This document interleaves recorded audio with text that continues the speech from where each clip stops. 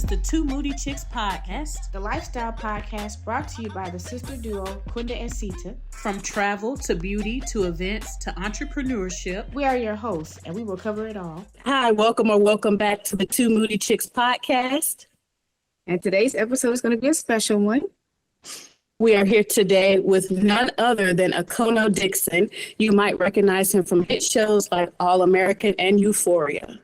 And let's not forget that when he shared the screen with none other than Eddie Murphy in the film Dolomite Is My Name. That's right. And today he's here to give us a peek behind the curtain, sharing insights into his craft and his journey into the entertainment industry. So grab your snacks and settle in because this one is going to be a great interview and you won't want to miss it.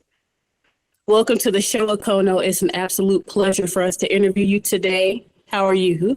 I'm doing great, and that was a fantabulous introduction. I think that's one of the best introductions I've had. Thank you so much. I'm doing great. How are you? Good.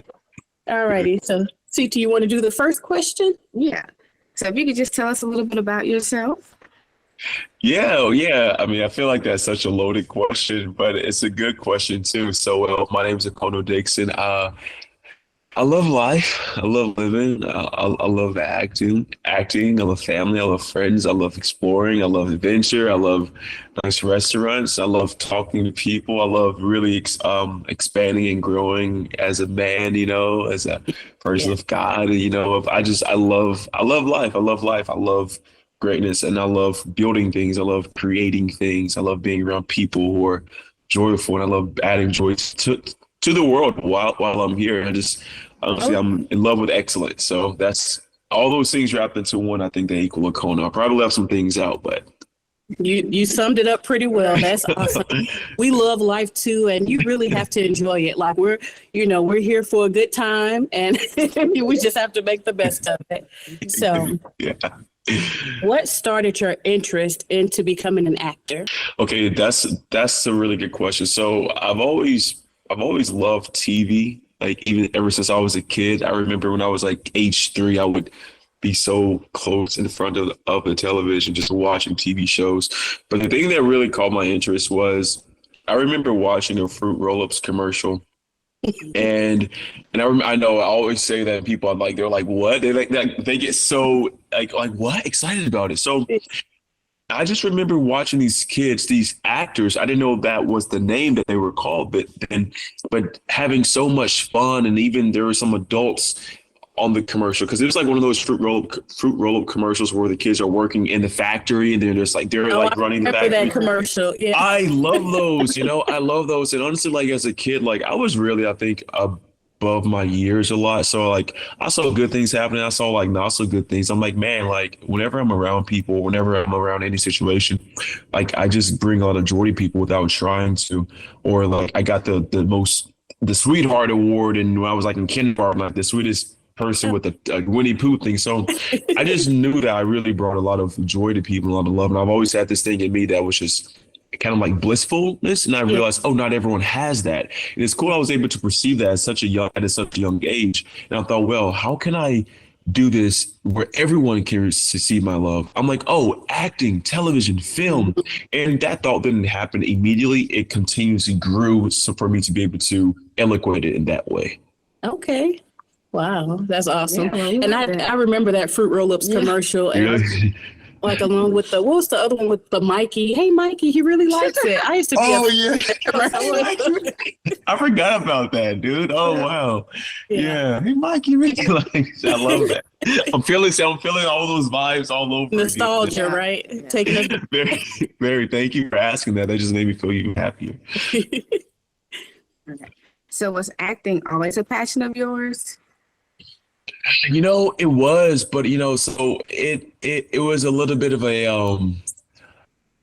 kind of a roller coaster, not like in a bad way, but it was just I was interested in other things. Growing up, like my dad was in medical, so I think everyone in my family thought I was going to be in that world, and I was really, really incredibly book smart, and I was just really into that type of stuff. So I thought I would do that, and I thought I would be like a surgeon, then like a pharmacist, and then I thought about exercise science. So, but at the end of the day, I always wanted to do something where I was, to be completely honest with you, but like in the spotlight. Like I love expressing like my artistry, like whether that's singing, that's dancing, that's acting, that's moving, that's just really evoking, like just expressing the human experience. I feel like I'm a really good candidate for doing that. That makes sense.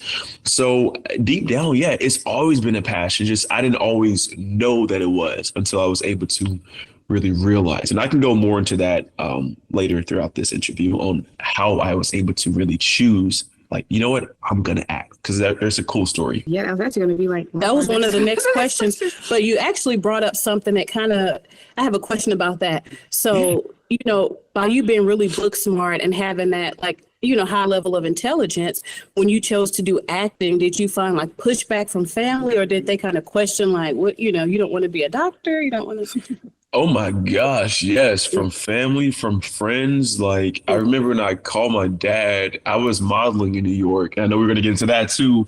And I came back I was in college, I was in university, and I went to New York to work to do a job, and I came back home and I called my dad and I said, Dad, I think I'm going to move to New York. He's like, boy, you're crazy. And I remember telling my mom that. She was like, you're making the biggest mistake in your life. And my dad kind of said the same thing, but in a different way. I had friends who were like one friend stopped talking to me because she was like, she found out like I had left school. Then other friends, like, you know, some of them, like they wouldn't say directly to my face, but you could just see it, you know, or some of them were like, oh my gosh, like Akono, like we were so worried, we thought you wouldn't do good, or like, are you sure you want to do this? I feel like everyone in my life actually tried to discourage me, but I don't think it was for like ill intent. They were just worried, you know.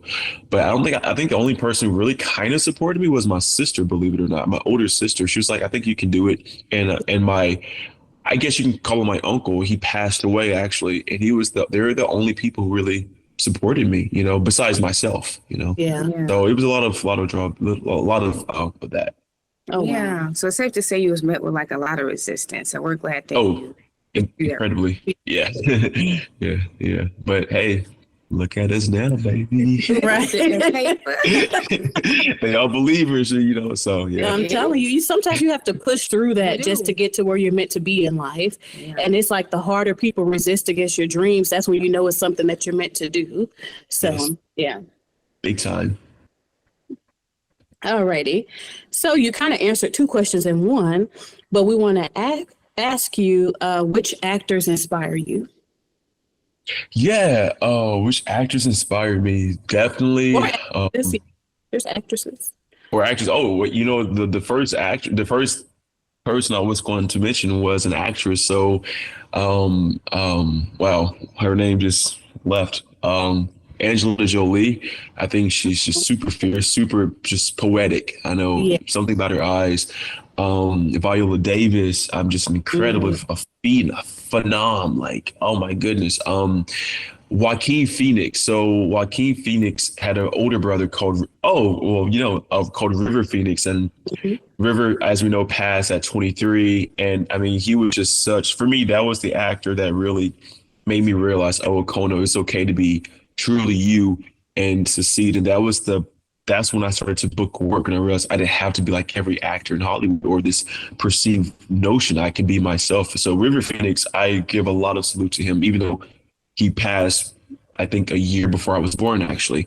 But River Phoenix, Joaquin Phoenix, Viola Davis, who else? Angelina Jolie. I mean, we all say Denzel. Denzel is just, I mean, he's amazing. Right. He's such a piece. He's good. He's so good at what he does. And there's someone else I'm thinking about, but I think those are the most important. Joaquin. Oh, Michael T. Williamson. He directs me in Spring Breakthrough, the movie I just recently did. I think Michael T. is one of the best actors on the face of the earth right now. I really think he is. He's an incredible talent. So there's some other people too, but though, and I think Evan Peters is good. He portrayed Dahmer in the recently Dahmer project. I'd love to work with He's Evan. from St. Louis, isn't he? I think so. Yeah, I think so. Yeah, Evan, let's work together, bro. I'm really excited about it. Yeah. Yeah. That's dope. Oh, yeah, it's your turn. Who would you like to act alongside of? Ooh, That that's you a haven't That already. you haven't, yeah. definitely Joaquin Phoenix, Denzel Washington, Meryl Streep. Yeah, Joaquin Oh, those. Phoenix, Denzel Washington, and Meryl Streep. I think they're just all uniquely gifted and just technically good actors too. Because you can be a Mhm. great actor with at this crap. The technical side is a whole different ball game, and all of those people were really great at that. And yeah, I love Mm. to work.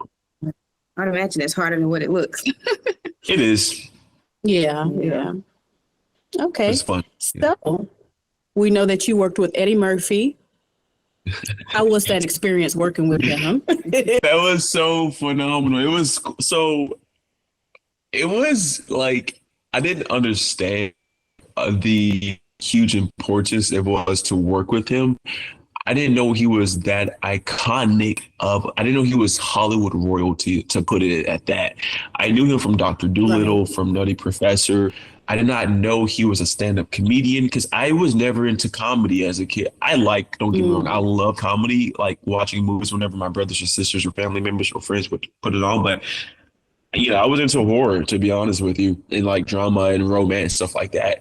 So I didn't really know the level that Eddie was on. But as I was working with him, as I got closer to working with him, like the dates became closer that, we were going to film, I'm like, oh, wow, this is a huge deal. So, I mean, it was great to work with him because I like to study people a lot, especially people who I would like to be like similar to, in some aspects. And I just saw some things about him that I'm like, oh, okay, so this is how you carry yourself on set. Oh, you don't have to be a people pleaser. Oh, you can Wow. you don't have to, just things I learned that helped give me so much confidence and just to know how to work a set as a leading man and how to treat people and also just how focused you have to be. So I'm not gonna go more into detail, but I feel like that's more personal with him, and I like to keep that respectfully, as you know. But I learned a lot from him, and just a stoic and man that you could in every way you can ever imagine. Just a really great, smart human being. That's That amazing. is I love Eddie Murphy. He's He is one awesome. of my favorites of all time. Yeah. Comedian, actor, everything. Yeah. Yeah, he's awesome. Yeah. And to say you've already worked alongside him, I mean, that's just amazing. Thank you Right. so much. Yeah. He's the GOAT. He's one of the GOATs. He really is. Yeah. Yeah. Okay, so let's take it back to your very first movie set. What movie was it, and how was that experience? Okay. Well, so movie or TV set? Is it specifically movie? Because I have. It could be TV. Yeah, Yeah, either one, whichever one you Okay, so I'm gonna go with this one. I mean, I'm gonna go with my first movie set. It was good. It was for a short film called The Essay from Hell. And I know it was my first time. I was so nervous, and I had booked the role, and after getting like rejected like a few times, like back to back, and literally like one day, and it was my last audition. I almost didn't go to it because I'm like, man, whatever. Like, just got rejected from this one modeling agency, and this audition I didn't get. They were nice, but I'm like, okay.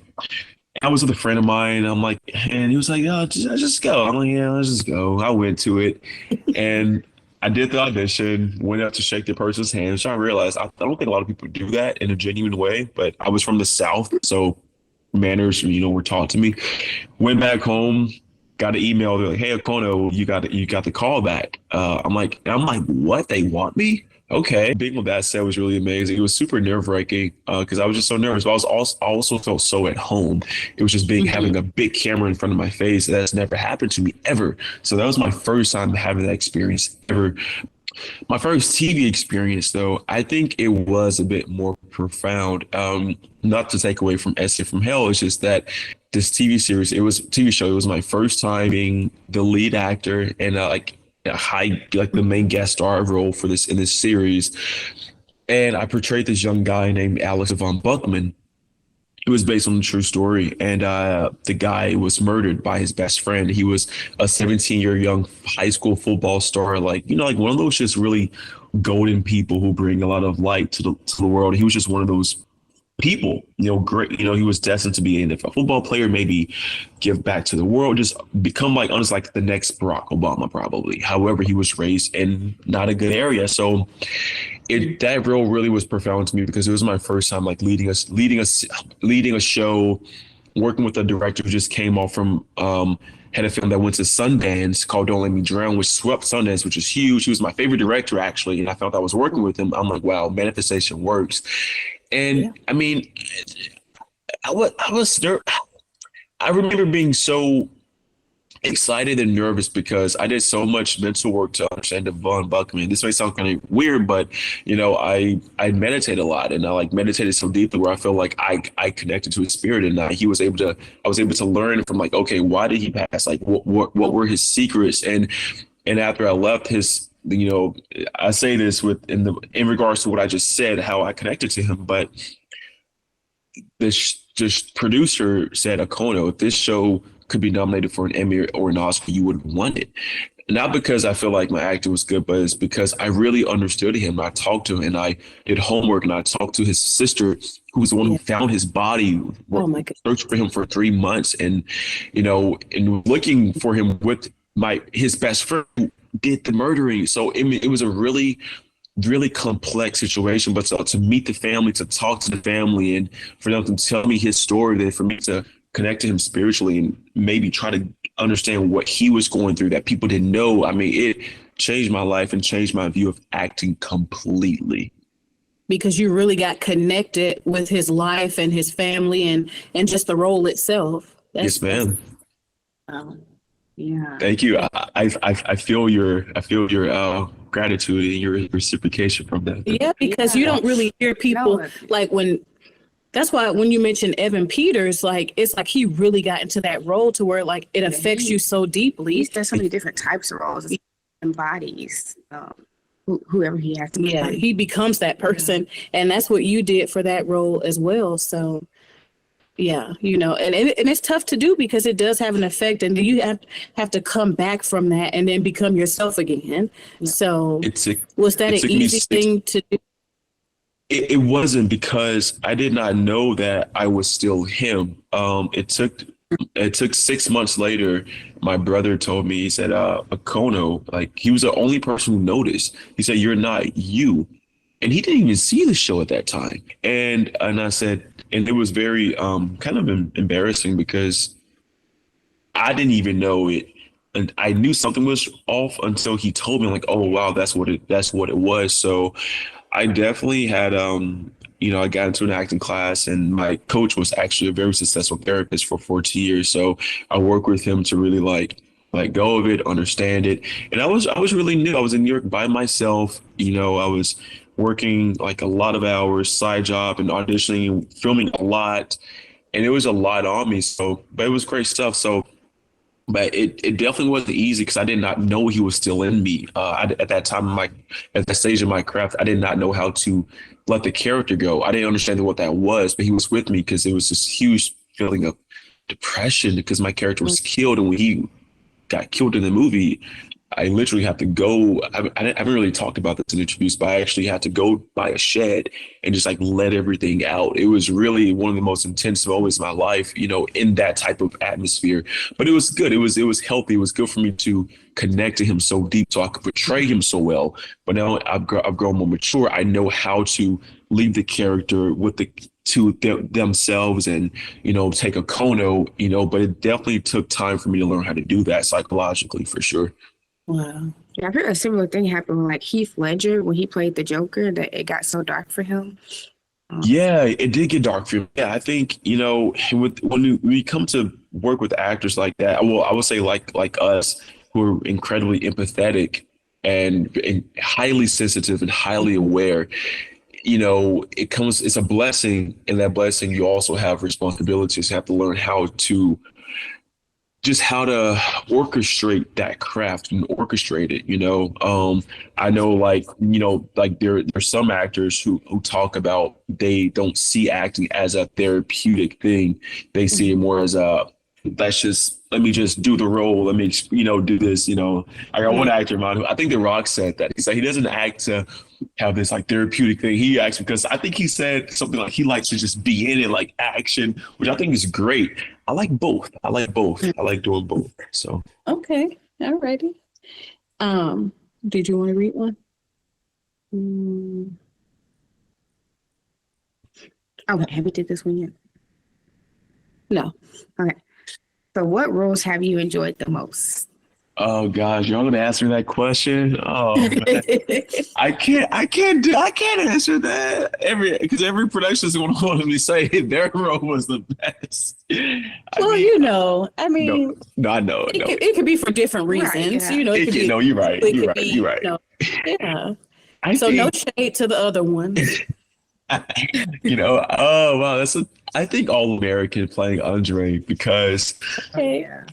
I mean, at first I was gonna say the Alice Devon Buckman, and I was gonna say Spring Breakthrough, but I say All American playing Andre because I mean, not just the role itself, but the whole experience. It was a new show when I got onto it, and we kind of started to grow up on. I mean, I look so young when I look at season 1. I look like a freaking baby. I just, I look like a different person now. So, but just the producers working with the writers, they're so passionate. The show was becoming such a huge success, and everyone was feeling it.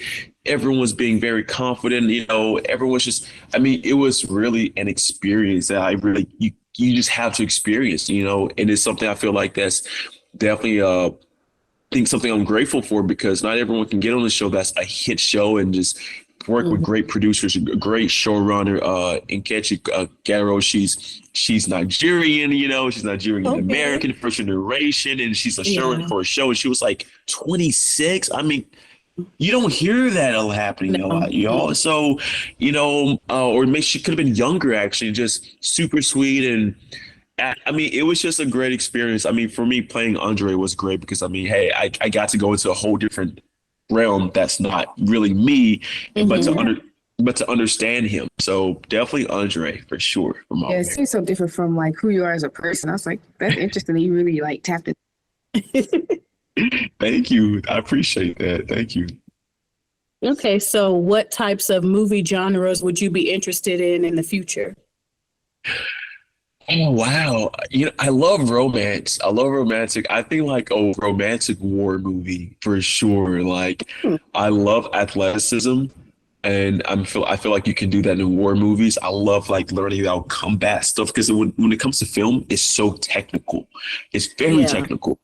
I would say definitely a romantic war movie, something like, Game of Thrones or like 300, where it's like sex scenes or romantic scenes. Like I want all of it. I just want to fully experience all that to do with film can because it's such a technical thing. But definitely that. Yeah, I have a question for you. What would you all like to see me in for my next genres? I'm going to switch it. I'm interviewing you now for one question, if that's okay. You want me to go first or you want me to go first? I would say I would like to see you as like, like the Marvel movies and stuff like that. I would love that because like I'm like a Marvel, girl and all that stuff. So I would love to see you just like, in the suits and the body paint, just doing stuff, just going crazy. So yes, Marvel, we're talking to you, baby. The muscles, something like that. All right, got the guns, something like that. Yeah. What about you? I don't know if you've done horror yet, or like a good horror movie, like something really super scary. I love horror. I love horror. My first that short film I did was horror. Yeah, horror. It was a short film. However, I would love to do something like a Michael Myers Halloween. Like Halloween is my favorite franchise in the entire horror franchise in the entire world. So Marvel too. That's something that I've been really wanting to do. So I've been manifesting. So both of those, you two, like literally, you read my mind. So that's. Oh wow! I don't know. I don't think it's a coincidence. I can see it. So yeah, we're putting that in the universe. Yes, I can too. Yes, we are. Yes. Okay, I want to ask this one. Okay, what started your interest in modeling? Ooh. Wow, that's a really deep question. It's deep because that goes back. That goes really back. What started my interest in modeling? So I know my sister wanted to get into modeling, and she was doing it. And then she kind of waved away from it. And I just remember growing up, everyone I met in school was like, Akono, you should be a model. Or they're like rumors like, hey, we hear you're like a Hollister model. I'm like, I am? Yeah, I am. So I'm like, and everywhere I go, everyone's like, you should model, you should model, you should model, you should model or act. But I got modeled a lot more. And I talked to my sister about it. She's like, well, you're a bit like on a shorter end, but I feel like you have like a really good look though. Maybe you should look into it. So I did. And I really started to like Google. I'm such a big researcher when I find out about something I want to get into. So I started to research and I got into fashion modeling. Like, and I saw like the lifestyles of these guys of traveling the world, doing these photos, like really being in an artistic endeavor. Like your modeling is artistic in a lot of ways, even though sometimes so I would look at like models.com and see the stories of how these models were discovered in their life, what they're doing. I was so fascinated by it. I was fascinated more about the lifestyle and the psychology and the psychology of doing it and how you can live and travel, live in model apartments when you're living with guys from literally all over the world who just agencies fly them into model. And I'm like, man, I want to try that out. So it was really the lifestyle that really got me into modeling. And it was never really about like, how I look in the mirror and thought I could model. It was never really that ever. Yeah. That came after when I realized, when I learned about the business of how to market yourself. So that was how it started actually. And I can go more, but that's the straightforward answer. Okay. When you got into it, were you a natural? Were you just, did you just take to it or did it take a little bit of work? That's a good question. With acting, I was more of a natural. Every director I worked, they're like, you're a natural. With modeling, no. I had a lot of charisma. I had a lot of personality, and people saw that when they meet me. But when I got in front of the camera, it wasn't. And I was so I was really young at that time, and I was kind of told, what? No. Yes. Okay. It's all coming back. So when you're that young, when you're like 15, 16, 17, and you're kind of told to, what I was told to, how can I say this? Really learn how to be sexy. And that's me saying it lightly, from what I was told. But learn how to be sexy when you're told that at a young age, it's like, what? Because I didn't feel sexy at that age. I was 15 to 17. I mean, even when I was 17, I was going to get into it. But to learn that, it's like, it was really different. I'm like, how do I do this? I don't, so, but it was definitely when I went to New York at 17, it like the first couple of shots were kind of challenging because had to suck in my abs, had to go into a certain character, and there was like oil on me. I mean, I was not used to any of that. I was a 17, really like proper dude from Mississippi, so it was more of the mental to like learn, okay, what am I doing? Don't take it that serious, but take it serious, so it definitely wasn't easy at first, but I learned quickly. I learned really quickly in that first shoot. So it was definitely a process. Okay. So it seemed like you really had to like tap into like your confidence. Big time. Hugely. Confidence and just, a confidence I didn't know that really I would ever even exist. Because again, I was very young at that age, So I didn't, it was new. It was all new to me. So yeah. Were you always like super confident or did you kind of grow into it? I've always been super confident. There's definitely been levels where I've gotten more confident as the years go and go and go. But I've always been a really confident dude. Growing up, I was always able, always given the push to express myself and to speak my mind. And my father really put that into me. Like my parents were really adamant about me being true, doing what I love, and I was kind of talking to a friend of mine about, young man, I say young black men specifically, I want to do things that are out of the norm. And I think that's why I am the way I am now. I'm very a free spirit individual. Yeah. I'm very grounded and structured and focused, but I'm also really confident in me being a human and really expressing that in the highest way and most productive way, too, and fun way too. So Right. Yeah. I'm like that yeah, too. you're like I can tell. Yeah, yeah, yeah. I can definitely Okay. tell. These are Yeah. good questions. Good gosh, great Thank questions. you. Really great questions. You have to do like some different stuff. Yeah. Yeah. We Yeah. want to I tap love into a different side than what people normally go for. So, Yes, like this is the interview I've been wanting to have. Don't get me wrong, the other interviews have been cool too, but this is what I've been wanting to have. This is the sauce and the this is the gravy, the one. whole buffet, and done carry on. Thank you. Okay. Yeah. Do you have any other passions or interests like outside of the ones that we've mentioned today?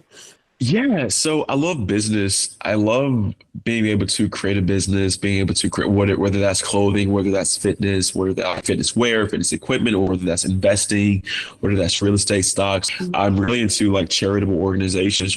Right now, I am was working with this brand called Jake Max, and I would say working with this brand called Jake Max, whose sole purpose is to bring more awareness to persons with disabilities. So I love like doing things like that, shining light to people who are kind of need more recognition, and in a more of entrepreneurial way. I love like charitable organizations. I love creating things. I love writing. I'm writing screenplays now. I just became a actual writer in Hollywood now, which this is my first time ever saying that. Everyone knows me as an actor, but I've been writing since I was a kid. Congratulations. Thank you very much. So yeah, I know. So we didn't even talk about that beforehand. So I love that. I love creating. I love charitable organizations. I love working out. Obviously, I love working out, and I'm Clearly. going. I said clearly. Thank you. Don't make me flex my ass on this. I love traveling. I'm going skydiving for my birthday, and Oh, that's my next goodness. month. Yeah, and I love going to. Happy early birthday. Thank you so much, dude. Thank you. I love traveling. I love a lot of stuff. So, but yeah, all those things are things I'm into now, and I'm sure they're going to continue to evolve and grow into other things as well. Maybe. Yeah, so nice and well rounded. Good, we love it. Thank you so much. Yeah. I love living. Oh yeah. Let's see. So what would you like your fans and the general public to know about you? I would like people to know that I'm a lot more down to earth than people they think I am. I think when people see me, they don't expect me to be as nice as I am. And I don't know. I mean, I guess sometimes people do see me. I did have asked friends what they might have thought of me when we first met, and we do vice versa. And they're like, "Well, you seem like a really cool guy. You seem like really open and like really I could like walk up to you and ask you for something." But also, I think what been told, like people don't think I'm that nice, and I do understand. Like I work in Hollywood. I have this in a lot of ways glamorous life and doing all these cool things, and.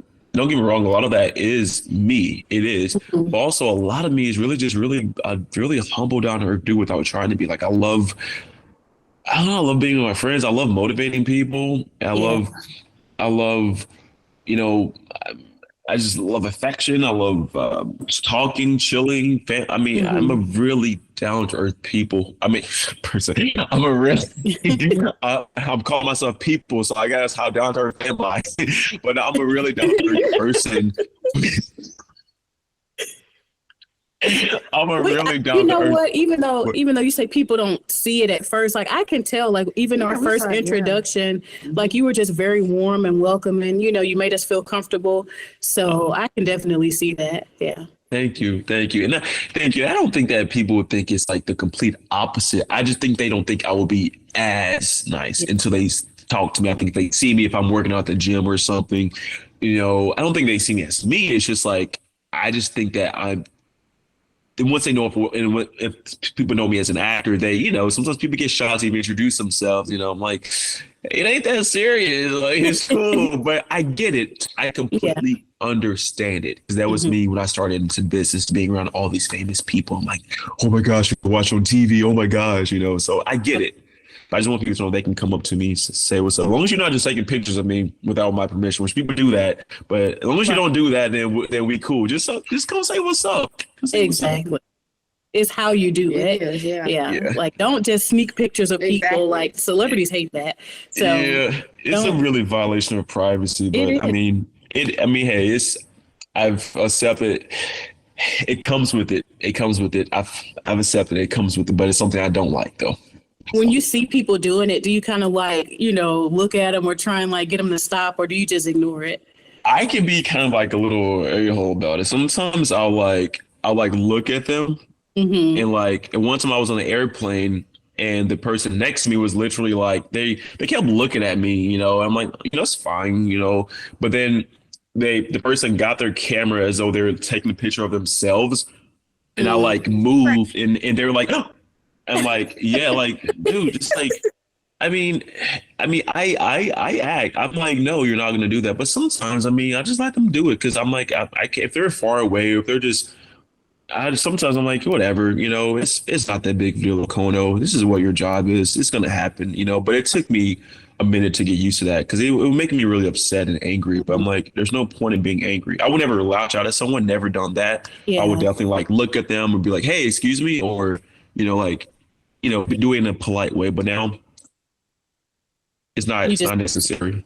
Yeah. What would be the best way for someone to approach you? Like if they did notice that, okay, I've seen him before, what would be a good way for them to approach you?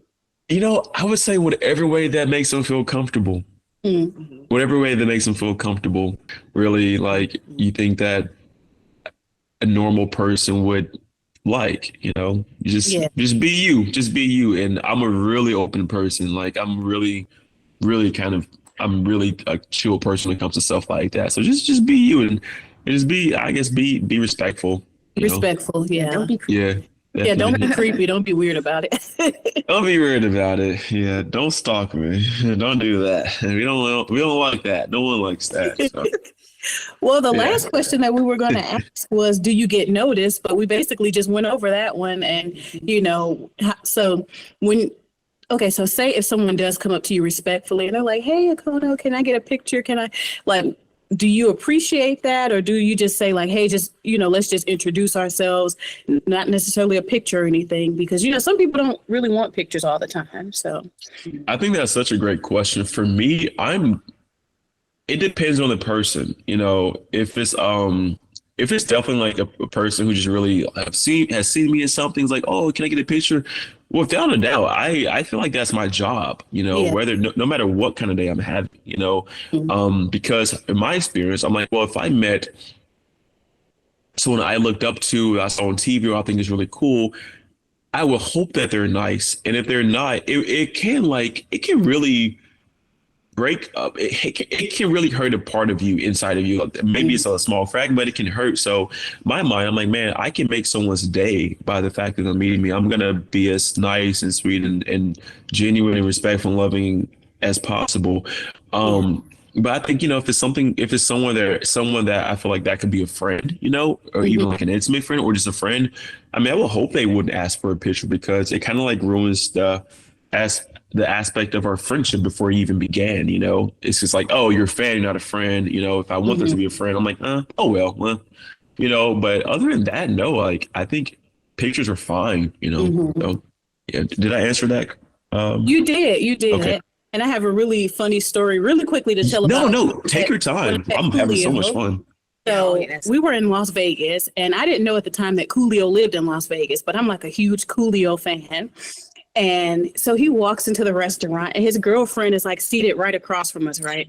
He walks past her and I'm like, oh, he didn't know. He walked in so fast, like we were right at the beginning. And so he sat down and like people were like sneaking pictures of him and stuff. And I just kept like looking. I was like, oh my God, that's Coolio. And I'm like freaking out. And then so he called me over to his table. He's like, hey, come over here. Do you want to take a picture? And I'm like, sure. And then so the other lady just gets up and she just starts taking pictures with him. He didn't call her over or anything. And he was like so visibly annoyed.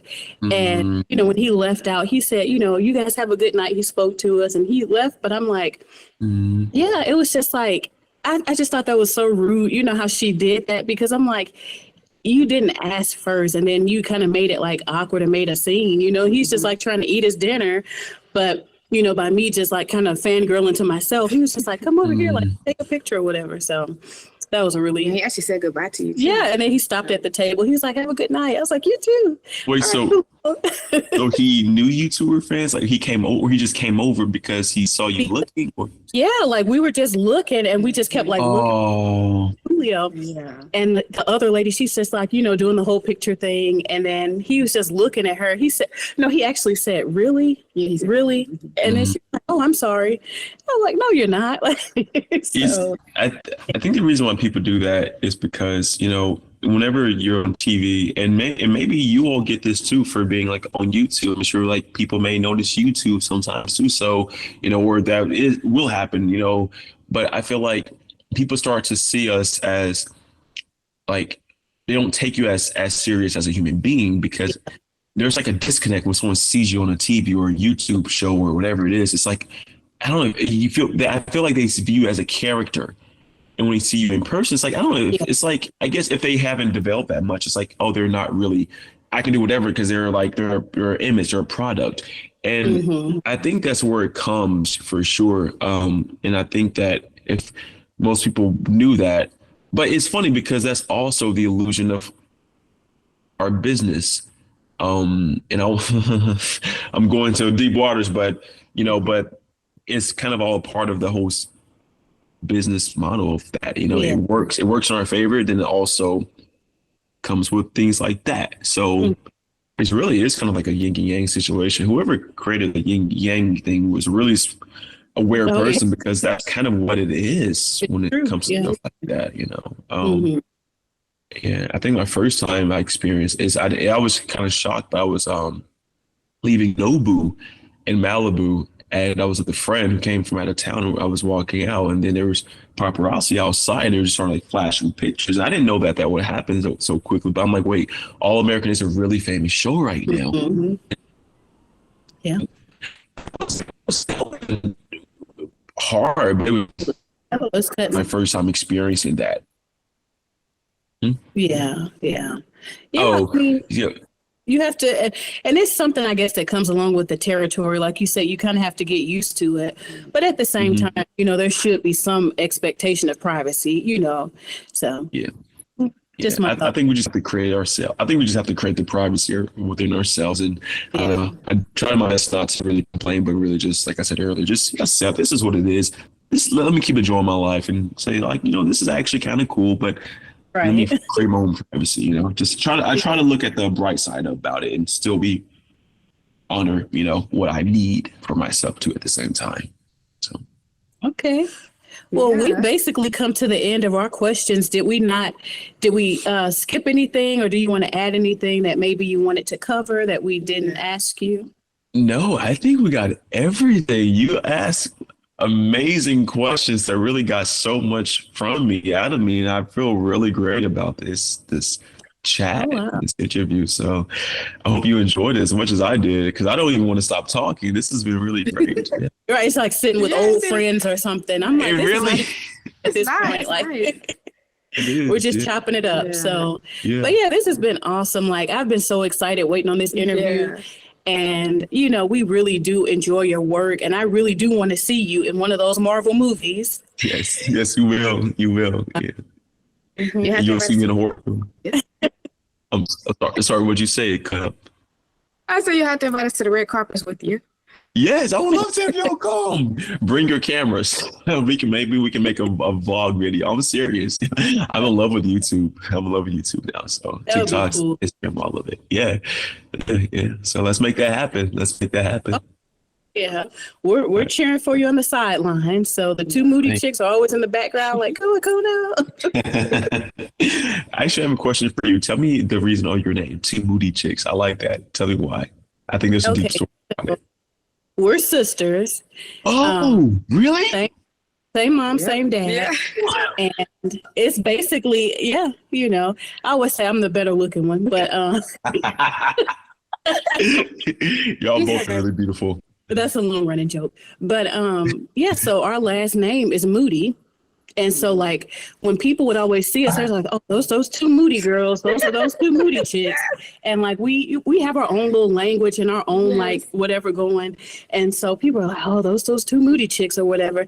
And I'm like, that's it, the two moody chicks. So yeah, those people love our name. yeah, Like we they do get all called type of Moody plays more on- than Sita and Quinda. People are like, oh, hey Moody, and I'm like, Yo, that's kind of for me. I'm speaking from outside. I don't know how it is for you to have that, but that would be a dope name. I would like to have that. Like, what's a Moody? Like, I don't know. It's like it's powerful, strong, grounded. it is, yeah. I What's the love word? it. It begins I with love the it. H. It's not so, changing. there you go. So, Well, thank you. But yeah, that's how it started. And then we didn't want to spell it out. Like we wanted to make it look different. So Sita thought to put the number 2 instead of like TWO. So. oh wow, that's wow. Well, congrats to you two on your flourishing, successful channel, and I'm so happy to have done this and to be acquainted with you all. And this is really, really, really pretty awesome. So thank you. It's been this made my morning. So thank you. Oh, this made the rest of my year. So Oh my God. Thank you. And the year just started too. So thank you. yeah, we're not even halfway in it yet. So it's definitely a highlight. So I'm gonna go tell everybody and brag to them. But we really did appreciate you taking the time to speak to us today.